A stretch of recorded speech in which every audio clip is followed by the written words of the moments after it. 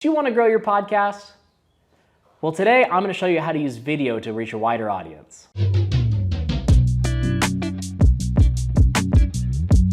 With the popularity of YouTube and Spotify adding video podcast services to its platform, there's never been a more important time to have a video component of your podcast.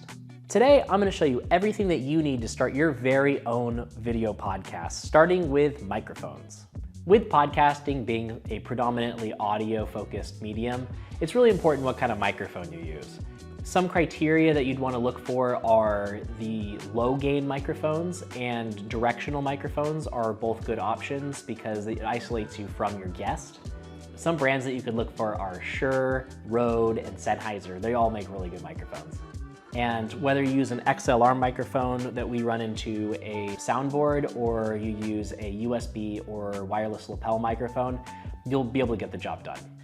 From your microphone, you're gonna wanna run it into some sort of audio recording device.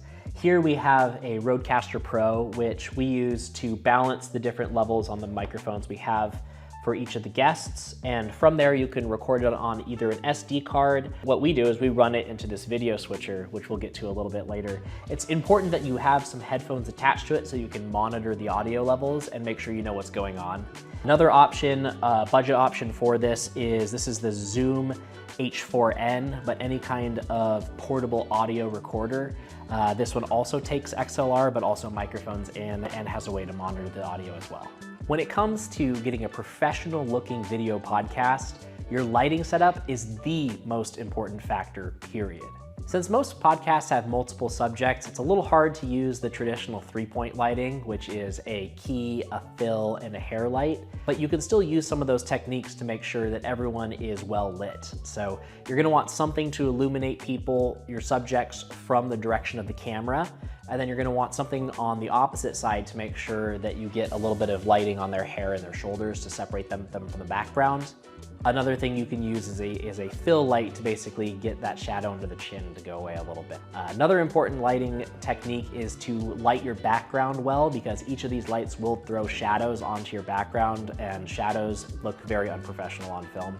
Lastly, you can use practical lighting, which is including the lights themselves in the shot. And sometimes those can give little pops of color or brightness to a scene and make it look a little bit more interesting. Some types of lights that you can use are these LED panels, or you can use the more traditional soft box kind of light, which I would normally show you and recommend, except I'm using it right now to light myself. So I don't have another one of those to show you guys, but any kind of LED panel or anything like that is useful in a podcast. When it comes to the cameras that you use for your podcast, there are a few things that are very important to look for. The first being that it has a clean HDMI output.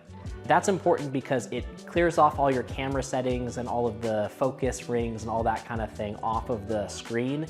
And if you're going into something like a video capture card or a switcher, it's gonna pull exactly what's on the back of that screen unless it has that function. And you don't wanna have a podcast that has, how many frames per second your camera is in. That just doesn't look very good. The second most important thing is that the output that it has works with whatever switcher or recording device capture card that you want to use. This camera uses a full-size HDMI. It's a Blackmagic Pocket Cinema Camera 4K. These can be a little bit on the pricey side if you're doing a multicam setup. On this side, I have a Canon M50, which is, I think, one of the more affordable options for a HDMI clean feed camera. It has a micro HDMI that we can still swap up to a full-size HDMI for our switcher. And another thing to look for is some way to power the camera, preferably indefinitely, with something like a power cable that you can plug directly into a wall, and then you don't have to run on batteries and limit your podcast duration to the length of your battery life. If possible, it's great to have all the cameras be the same type so that they all look the same and that you can color match all the different angles that you have in your podcast. If you can't get the exact same camera, then having ones from the same brand or the similar color profiles is really important.